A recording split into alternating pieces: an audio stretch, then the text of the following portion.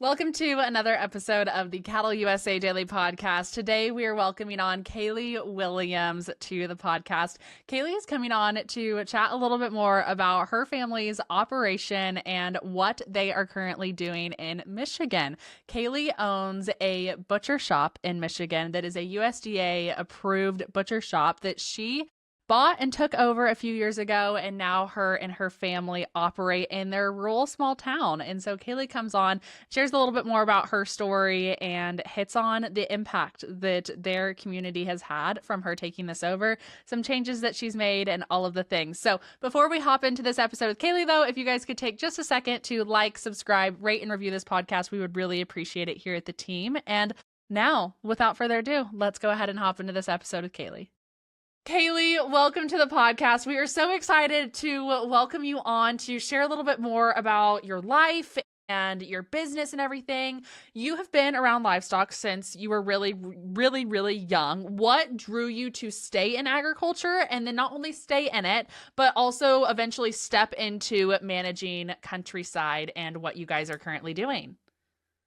I've always loved being around animals. I have little kids now who love being around the animals. So it's really fun to see my kids, out there bottle feeding a day-old calf and get to see the whole process. And it really just drew me in when the opportunity came available to purchase the slaughterhouse because I get to see everything from start to finish. I get to know where my meat comes from and how I nourish my family. And that is a big deal to me.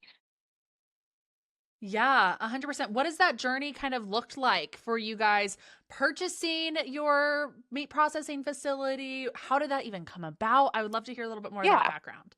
Yeah, so before I purchased the meat processing facility, I had worked in live production with poultry actually. And I enjoyed kind of the freedom and just kind of getting to be with the animals and not so much around people, honestly. I enjoyed the animals and the quiet that came with them. You were just kind of there, you were in your own thoughts, you didn't have to be bugged by people. And then the opportunity came to manage this business that I currently own and I took it. I was here for 2 years. They offered to sell it, and I took the opportunity, and I've been here for 2 years now as the owner, and I absolutely love it. I love being able to have the freedom it brings me to take care of my kids, or if my cows get out at home, I'm right down the road and can go chase them, which is very convenient. Like I said, I just enjoy knowing where my meat comes from. I enjoy the customer base that I've built. I network with a lot of customers here. I raise bottle calves for a lot of my customers, and I get to see those cows come back to me at the end, and it's a great feeling. Wow, that's so fun. And I think it's so fascinating that you were like, hey, this opportunity just kind of came about Yeah. and I'm going to take it. I'm going to take the leap. I don't know what it's going to look like at the end of the day, but we're going to take this leap and we are going to do the best that we can with it. Talk a little bit more about the journey from you saying like, yep, I will buy it to the business that you guys have had now. What changes have you made? What evolutions have kind of come about in that time? Yeah, so I was 26 when I bought the business, and I love telling people that because to be a female and this young in this industry is awesome. It is quite an accomplishment, and I'm really proud of it.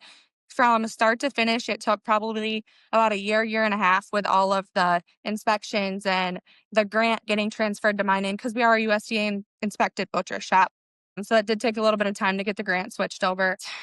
It was a while and it was quite lengthy. We bought Countryside 2 years ago. We have remodeled our entire retail. When I first started, it was just chest freezers and you had to dig for stuff. You never really knew what was in stock. There wasn't much variety. So one of the first things we did was we expanded our retail. We added onto our building, remodeled everything, and we had a grand reopening with a roaster hog and welcomed the community in. And that I think was a big changer for us. I now have freezers that are stocked with pork, beef, chicken, lamb, and goat.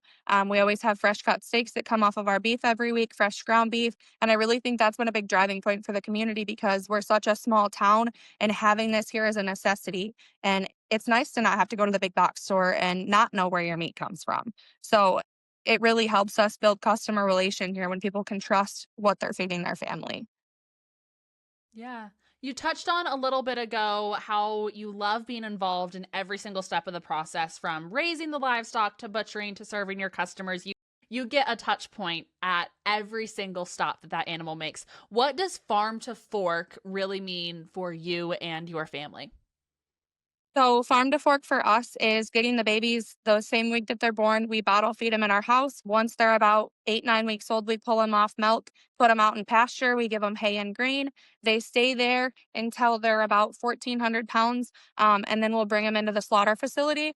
Once they're here, we process them. They dry age in our carcass cooler for 2 weeks. I fill out a cutting order on what cuts I want or what specific cuts a customer's looking for. I pick the thickness of the steaks, what roast I want, what steaks I want, how much ground beef I want, if I want it in patties, fat percentage, and then we put it in our retail or we fill customer orders with it for them to put in their own retail.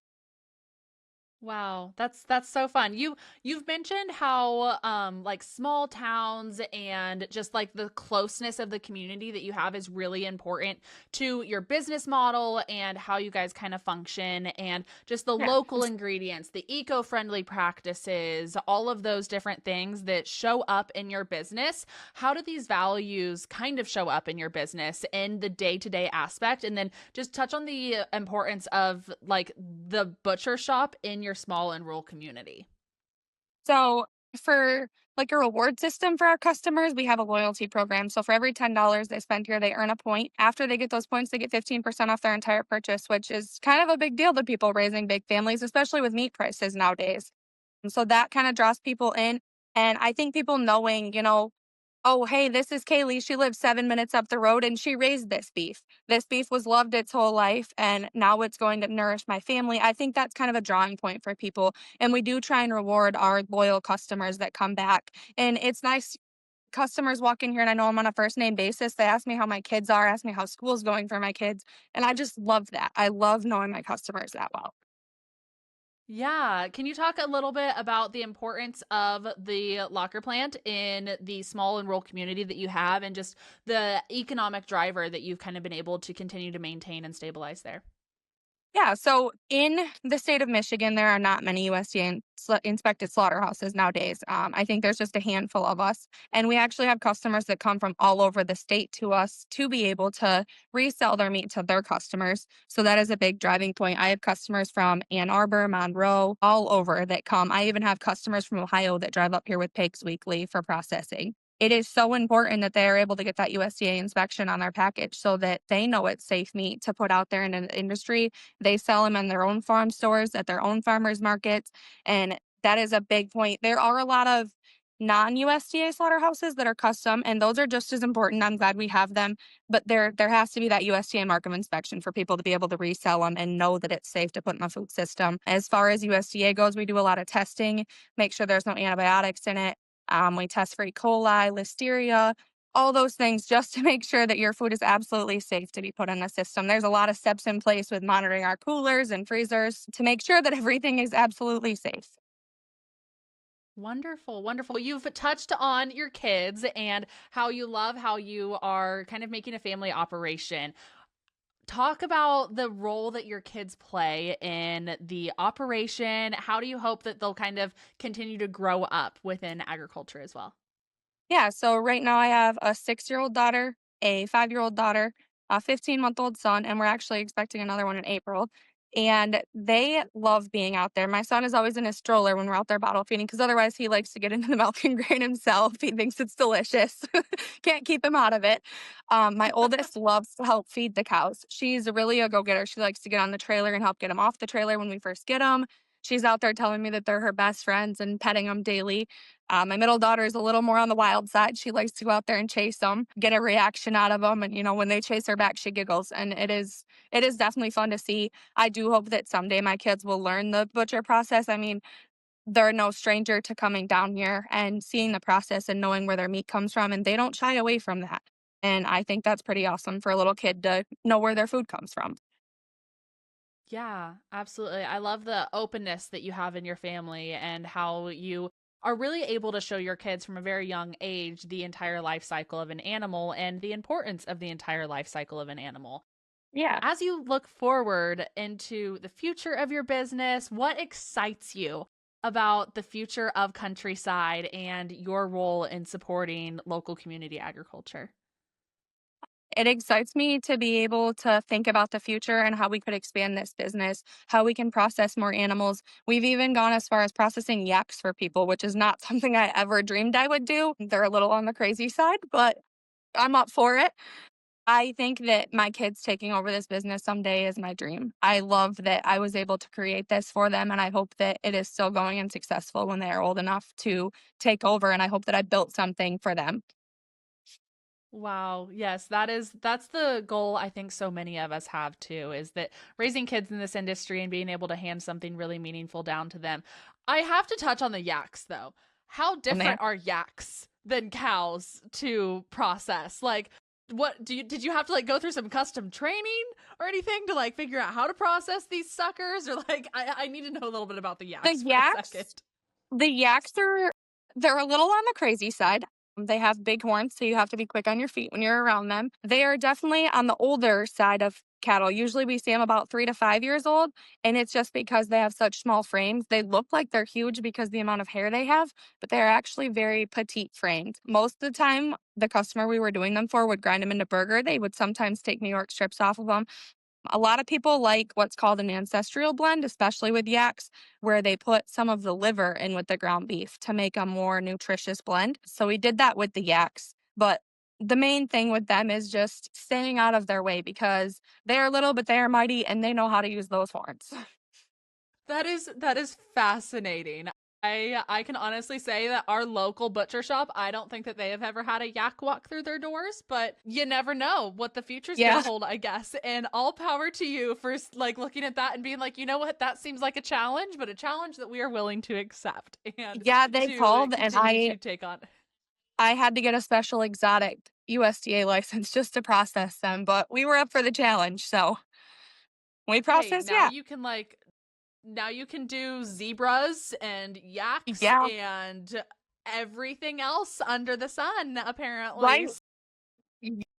How fun. How fun. Well, Callie, as we round out this podcast, is there anything else that you would like to leave with our listeners today as we close out?